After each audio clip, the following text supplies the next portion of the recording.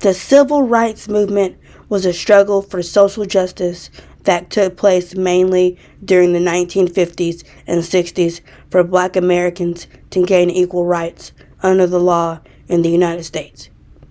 It led to demonstrations of protest, such as the Greensboro sit-ins, in which college students took action against segregation when they refused to leave Woolworth's lunch counter without being served.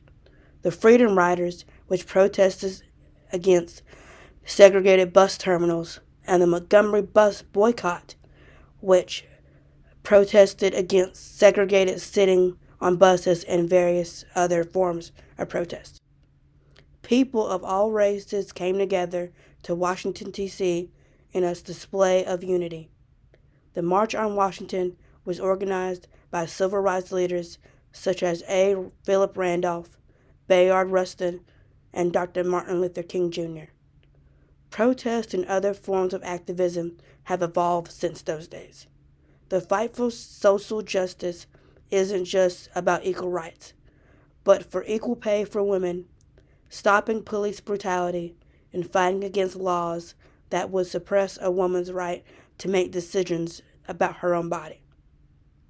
Technology also plays a part in how we as a society make our views known about certain topics. Our voices can be heard through social media and video platforms such as YouTube. The civil rights movement was a form of activism that continuously influenced generation after generation to fight for anything that they believe in. Students can start to explore activism at any age. For example, students can help stop the bullying of other students, whether online or in person, or students can volunteer to learn about civic engagement. Activism can be used by teachers to help students express their opinions about issues that are either not talked about enough, like gun control or racism and harassment, or they are issues that don't get discussed at all, like mental health. Teachers, librarians, and students can use activism to connect and engage with others in their community in order to change it for the better. Thank you for viewing my video.